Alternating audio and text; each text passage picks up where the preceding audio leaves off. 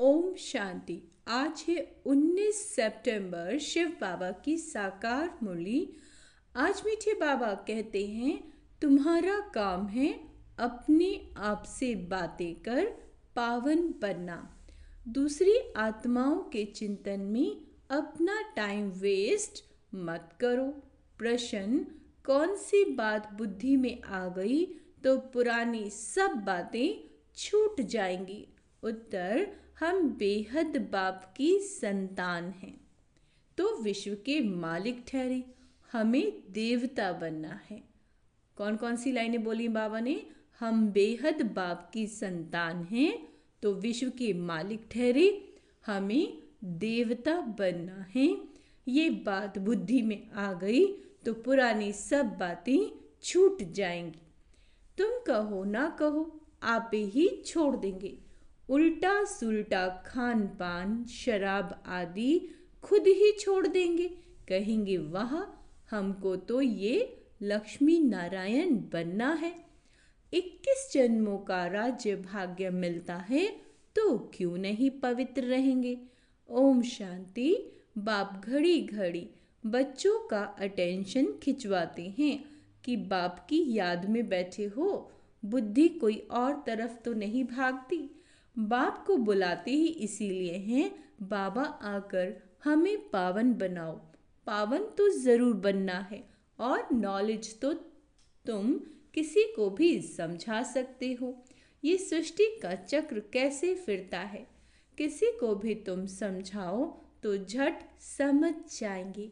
भल पवित्र नहीं होगा तो भी नॉलेज तो पढ़ ही लेगा, कोई बड़ी बात नहीं।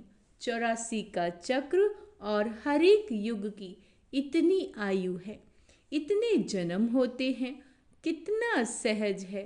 इनका कनेक्शन याद से नहीं, ये तो है पढ़ाई। बात तो यथार्थ बात समझाते हैं, बाकी है सतो प्रधान बनने की बात। वह होंगे याद से, अगर याद नहीं करेंगे तो बहुत छोटा पद पा लेंगे, इतना ऊंचा पद पा नहीं सकेंगे। इसीलिए कहा जाता है अटेंशन। बुद्धि का योग बाप के साथ हो, इनको ही प्राचीन योग कहा जाता है। टीचर के साथ योग तो हर एक का होगा ही। मूल बात है याद की। क्या कहा बाबा ने? मूल बात है याद की।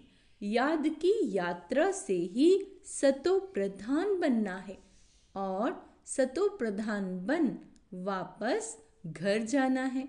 बाकी पढ़ाई तो बिल्कुल सहज है, कोई बच्चा भी समझ सकते हैं। माया की युद्ध इस याद में ही चलती है। तुम बाप को याद करते हो और माया फिर अपनी तरफ खींचकर भुला देती है। ऐसे नहीं कहेंगे कि मेरे में तो शिव बाबा बैठा है, मैं शिव हूँ। नहीं, मैं आत्मा हूँ, शिव बाबा को याद करना है। ऐसे नहीं, मेरे अंदर शिव की प्रवेशता है, ऐसे हो नहीं सकता। बाप कहते हैं, मैं कोई में जाता नहीं हूँ। हम इस रथ पर सवार होकर ही तुम बच्चों को समझाते हैं। हाँ, कोई डल बुद्धि बच्चे हैं और कोई अच्छा जिज्ञासु आ जाता है। माना कि कोई डल बुद्धि है और कोई जिज्ञासु आ गया, अच्छा तो उसकी सर्विस अर्थ मैं प्रवेश कर दृष्टि दे सकता हूँ। बहु रूप धारण कर किसी का भी कल्याण कर सकते हैं। बाकी ऐसे कोई नहीं कह सकते कि मेरे में शिव बाबा की प्रवेशता है, मुझे शिव बाबा ये कहते हैं। नहीं, शिव बाबा तो बच्चों को ही समझाते हैं। मूल बात है ही पावन बनने की, जो फिर पावन दुनिया में जा सके। 84 का चक्र तो बहुत सहज समझाते हैं, चित्र सामने लगे हुए हैं। बाप बगैर इतना ज्ञान तो कोई दे न सके। आत्मा को ही नॉलेज मिलती है, उनको ही ज्ञान का तीसरा नेत्र कहा जाता है। आत्मा को ही सुख और दुख होता है, उनको ये शरीर है ना, आत्मा ही देवता बनती है। कोई बैरिस्टर, कोई व्यापारी आत्मा ही बनती है। तो अब आत्माओं से बाप बैठ बात करते हैं, अपनी पहचान देते हैं। तुम जब देवता थे तो मनुष्य ही थे, परंतु पवित्र आत्माएं थी। अभी तुम पवित्र नहीं हो, इसीलिए तुम्हें देवता नहीं कह सकते। अब देवता बनने के लिए पवित्र जरूर बनना है। उसके लिए बाबा को याद करना है। अक्सर करके यही कहते हैं, बाबा मेरे से ये भूल हुई जो हम देह अभिमान में आ गया। बाप बैठ बच्चों को समझाते हैं, पावन जरूर बनना है, कोई विकर्म ना करो। अंडरलाइन करेंगे, कोई विकर्म ना करो, तुमको सर्वगुण संपन्न यहाँ बनना है। पावन बनने में से मुक्ति धाम में चले जाएंगे और कोई प्रश्न पूछने की बात ही नहीं। तुम अपने से बात करो, दूसरी आत्माओं का चिंतन नहीं करो। आज इस बात को बहुत गहराई से अंडरलाइन करनी है कि किसी भी दूसरी आत्मा के बारे में कोई बातचीत नहीं करनी। कहते हैं लड़ाई में 2 करोड़ मरे, इतनी आत्माएं कहाँ गई? हाँ, अरे वह कहाँ भी गए, उसमें तुम्हारा क्या जाता है? तुम क्यों टाइम वेस्ट करते हो? और कोई भी बात पूछने की दरकार नहीं।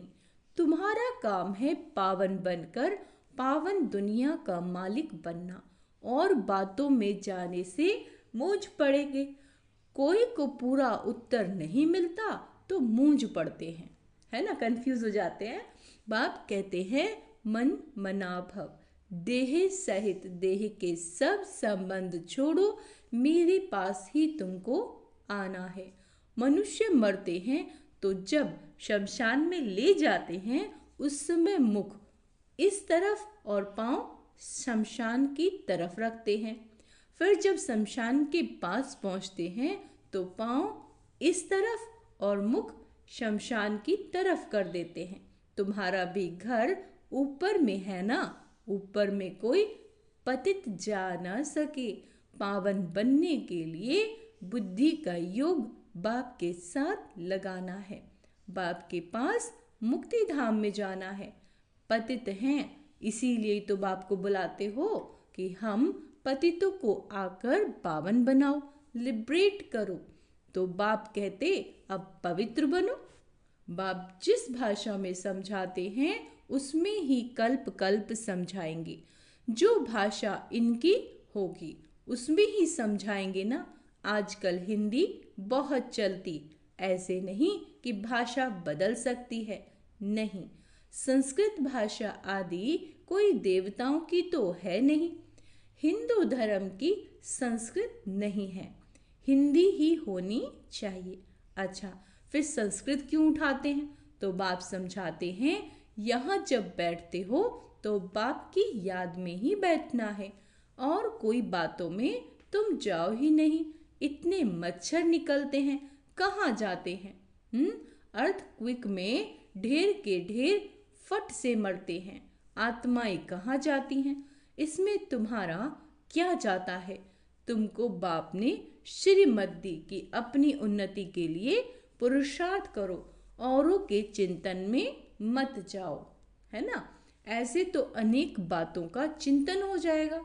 बस तुम मुझे याद करो, जिसके लिए बुलाया है मुझे, उस युक्ति में चलो।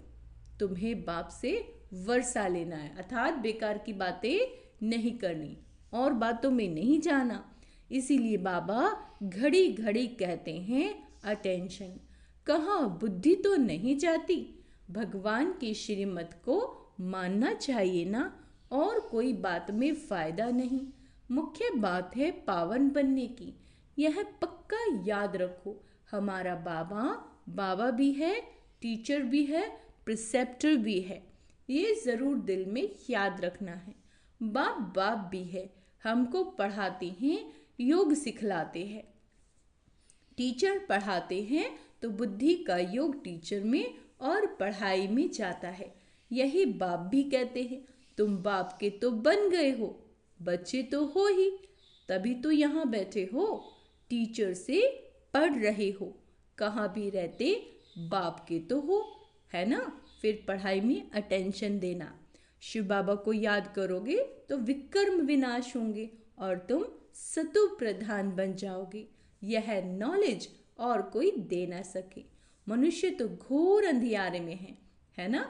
ज्ञान में देखो कितनी ताकत है। ताकत कहाँ से मिलती है? बाप से मिलती है, जिससे तुम पावन बनते हो। फिर पढ़ाई भी सिंपल है। उस पढ़ाई में तो बहुत मास महीने लगते हैं। यहाँ तो 7 रोज का कोर्स है, उससे तुम सब कुछ समझ जाएंगे। फिर उसमें है बुद्धि पर मदार। कोई जास्ती टाइम लगाते हैं, कोई कम, कोई तो 2-3 दिन में भी अच्छी रीति समझ जाते हैं। मूल बात है बाप को याद करना, पवित्र बनना, वही मुश्किलात होती है। बाकी पढ़ाई तो मोस्ट सिंपल है। स्वदर्शन चक्रधारी बनना है। एक रोज के कोर्स में भी सब कुछ समझ सकते हो। हम आत्मा हैं, बेहद के बाप की संतान, तो जरूर हम विश्व के मालिक ठहरे। ये बुद्धि में आता है ना। देवता बनना है तो दैवी गुण भी धारण करने हैं। जिसको बुद्धि में आ गया वह फट से सब आदतें छोड़ देंगे। तुम कहो ना कहो, आपे ही छोड़ देंगे। उल्टा सुल्टा खान पान, शराब आदि खुद ही छोड़ देंगे। कहते हैं वाह, हमको ये बनना है 21 जन्मों के लिए। राज्य मिलता है तो क्यों नहीं पवित्र रहेंगे। चटक जाना चाहिए। मुख्य बात है याद की यात्रा। बाकी 84 के चक्र की नॉलेज तो 1 सेकंड में मिल जाती है। देखने से ही समझ जाते हैं। नया झाड़ जरूर छोटा होगा। अभी तो कितना बड़ा झाड़ तमो प्रधान बन गया, कल फिर नया छोटा बन जाएगा। तुम जानते हो यह ज्ञान कभी कहाँ से भी मिल नहीं सकता। ये पढ़ाई है। क्या कहते हैं बाबा? ये पढ़ाई है। पहली मुख्य शिक्षा भी मिलती है कि बाप को याद करो।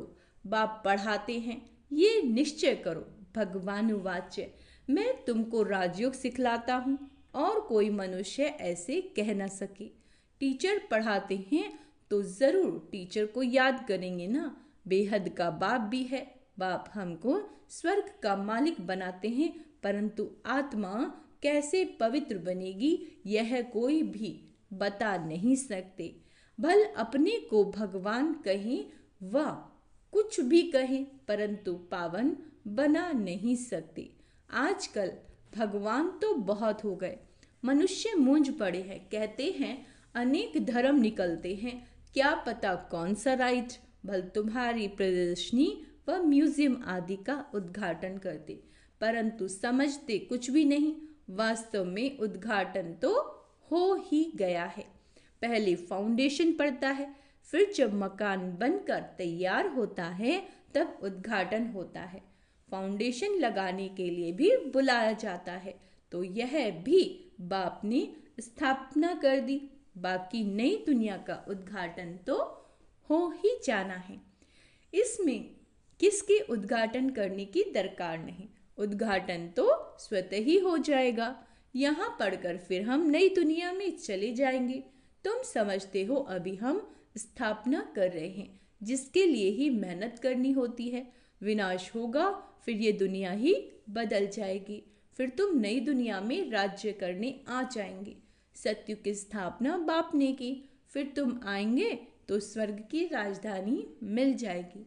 बाकी ओपनिंग सेरेमनी कौन करेगा? बाप तो स्वर्ग में आते नहीं। आगे चल देखना है स्वर्ग में क्या होता है, पिछाड़ी में क्या होता है, आगे चल समझेंगे। तुम बच्चे जानते हो पवित्रता बगैर विद ऑनर हम स्वर्ग में जा नहीं सकते, इतना पद भी नहीं पा सकते। इसीलिए बाप कहते खूब पुरुषार्थ करो, धंधा आदि भी भल करो, परंतु जायज़ी पैसा क्या करेंगे? खा तो नहीं सकेंगे ना। तुम्हारे पुत्र पोत्रे आदि भी नहीं खाएंगे, सब मिट्टी में मिल जाएगा। इसीलिए थोड़ा स्टॉक रखो युक्ति से। बाकी तो सब वहाँ ट्रांसफ़र कर दो। सब तो ट्रांसफ़र नहीं कर सकते, गरीब जल्दी ट्रांसफ़र कर देते हैं। भक्ति मार्ग में भी ट्रांसफ़र करते हैं दूसरे जन्म के लिए, परंतु वह है इनडायरेक्ट, यह है डायरेक्ट। पतित मनुष्यों की पतितों से ही लेन देन है। अभी तो बाप आए हैं, तुम्हारी तो पतितों से लेन देन है नहीं। तुम हो ब्राह्मण, ब्राह्मणों को ही तुम्हें मदद करनी है।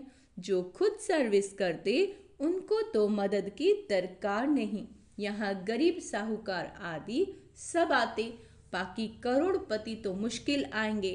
बाप कहते मैं हूँ गरीब निवास, भारत बहुत गरीब खंड है। बाप कहते हैं मैं आता ही भारत में हूँ, उसमें से भी यह आबू सबसे बड़ा तीर्थ, जहाँ बाप आकर सारे विश्व की सद्गति करते हैं। यह है नर्क, तुम जानते हो नर्क से फिर स्वर्ग कैसे होता है। बाबा कहते अभी तुम्हारी बुद्धि में सारी नॉलेज है। बाप युक्ति ऐसी बताते हैं पावन बनने की, जो सबका कल्याण कर देती है। सतयुग में कोई अकल्याण की बात, रोना पीटना कुछ भी नहीं होता। अभी जो बाप की महिमा है, ज्ञान का सागर, सुख का सागर, अभी तुम्हारी भी यह महिमा है जो बाप की है। तुम भी आनंद के सागर बनते हो, बहुतों को सुख देते हो। फिर जब तुम्हारी आत्मा संस्कार ले नई दुनिया में जाएगी तो वहां फिर तुम्हारी महिमा बदल जाएगी। फिर तुमको कहेंगे सर्वगुण संपन्न। अभी तुम हेल यानी नर्क में बैठे हो, इसको कहा जाता है कांटों का जंगल। बाप को ही बागवान खेवैया कहा जाता है। गाते भी हैं हमारी नैया पार करो, क्योंकि दुखी हैं तो आत्मा पुकारती है। महिमा भल गाते हैं परंतु समझते कुछ भी नहीं। जो आया सो कह देते हैं, ऊंचीते उच्च भगवान की निंदा करते रहते हैं। भगवान की क्या करते हैं? बुराई करते हैं, निंदा करते हैं। तुम कहेंगे हम तो आस्तिक हैं। सर्व का सद्गति दाता जो बाप है उनको हम जान गए हैं। बाप ने खुद परिचय दिया। तुम भक्ति नहीं करते हो तो कितना तंग करते हैं। वह है मेजॉरिटी, तुम्हारी है मिनॉरिटी। तुम बाबा कहते जब तुम्हारी मेजॉरिटी हो जाएगी तब उन्हों की भी कशिश होगी, बुद्धि का ताला खुल जाएगा।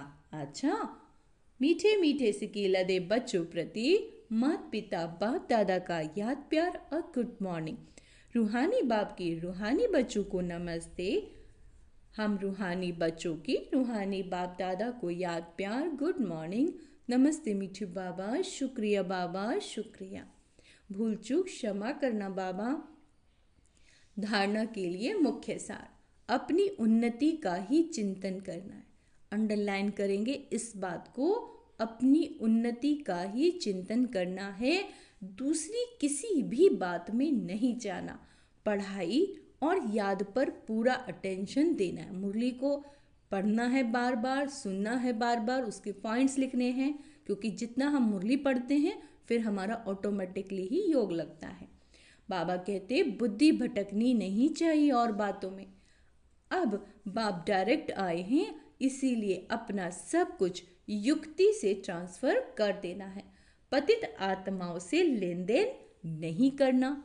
विद ऑनर स्वर्ग में चलने के लिए पवित्र जरूर बनना है।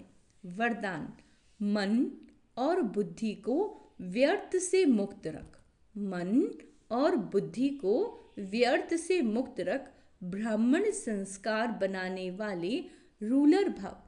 कोई भी छोटी सी बात, व्यर्थ वातावरण व व्यर्थ दृश्य का प्रभाव पहले मन पर पड़ता है। फिर से सुनो, कोई भी छोटी सी बात है, वातावरण है, कोई व्यर्थ दृश्य है, तो सबसे पहले उसका इफेक्ट किस पे पड़ता है? मन पे पड़ता है। फिर बुद्धि उसको सहयोग देती है। मन और बुद्धि अगर उसी प्रकार चलती रहती है तो वो क्या होता है? संस्कार बन जाता है। फिर भिन्न भिन्न संस्कार दिखाई देते हैं जो ब्राह्मण संस्कार नहीं है। किसी भी व्यर्थ संस्कार के वश होना है ना, अपने से ही युद्ध करना, घड़ी घड़ी खुशी गुम हो जाना। बाबा कहते ये क्षत्रियपन के संस्कार हैं। ब्राह्मण अर्थात रूलर व्यर्थ संस्कारों से मुक्त होंगे, परवश नहीं। स्लोगन है, मास्टर सर्वशक्तिवान वो है जो दृढ़ प्रतिज्ञा से, जो दृढ़ प्रतिज्ञा से सभी समस्याओं को सहज ही पार कर लेते हैं। अच्छा, ओम शांति। तो आज का स्वमान अभ्यास करेंगे। मैं मास्टर सर्वशक्तिवान आत्मा हूँ। मैं व्यर्थ से मुक्त हूँ। मैं दिव्य बुद्धिमान आत्मा हूँ। ओम शांति।